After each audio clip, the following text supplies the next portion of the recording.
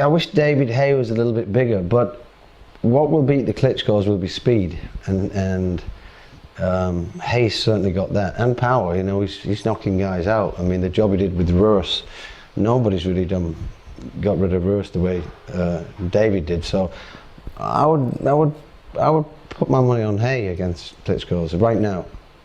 And of course, they're coming to the end of their careers. You know, there's only so much wear and tear a body can take.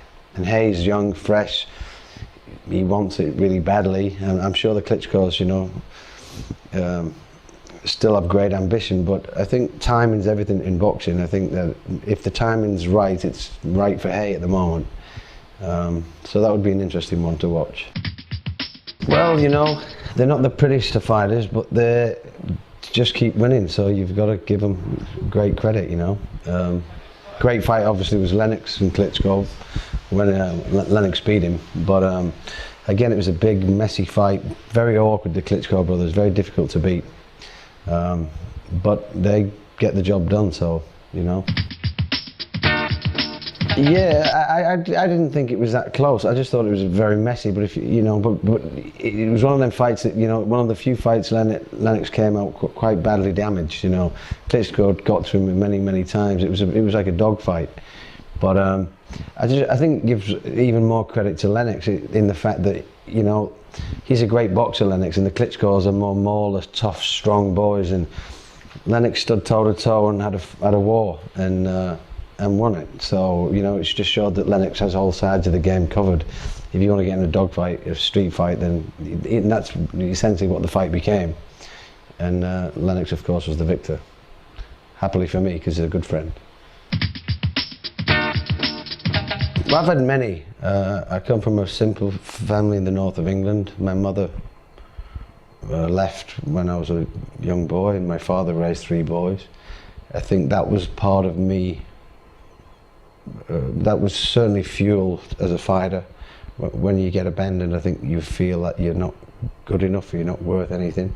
And so boxing for me, I was always trying to prove myself I was worth something. And I think that must have had a part of it. And then of course, you get to a certain level where it becomes about, you cross over. That's not the fuel anymore. You get to a certain standard in the game, and then you want to be great at something.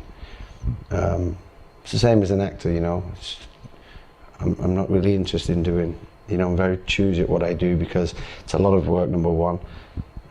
My brother's a painter in America, Ronnie. He said something once to me, and I'll never forget. He said, "I'd rather be in one museum than 1,000 galleries." And it's something I always remember. And it's the same, you know, with, I hope, with me and my work, and many of the people out there. It's, you know, do good work, and because you're going to see it forever.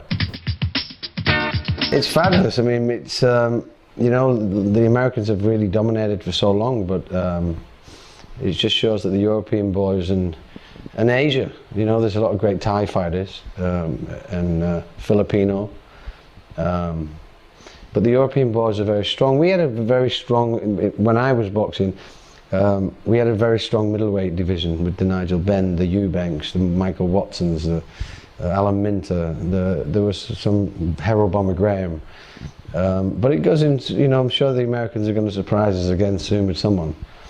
But European, I think the training methods have developed. American, as amateurs, the Americans are professional. You know, these guys get paid, they go to school, but they don't go to school. They're just full-time athletes, and I think that's why they've dominated. And I think Europe has now caught on to it. I think we're taking care of our athletes a lot more, and so they're training with the pros. And so I think it's time has caught up with the Americans. But you know, America's a huge country, has a huge population, and obviously percentages are, you know, is what does it. You know, they've got far more to choose from. But the Europeans are certainly showing their stuff at the moment. And they're tough boys, you know. You know, it's there's so much to be said with environment, and you know, some of the Eastern Europeans, you know, they some of the cold countries, you know, these are rough boys, and they're hungry, and I think that that all leads into creating great fighters. They have a great hunger, and have not had the credit they deserve probably for a long time, or the opportunity. American has dominated as far as promoters, so the promoters are not helping the European boys, but now the European have got great promoters now, and so it's become an even playing field, and because of that, I think the European countries have really started to dominate in some way.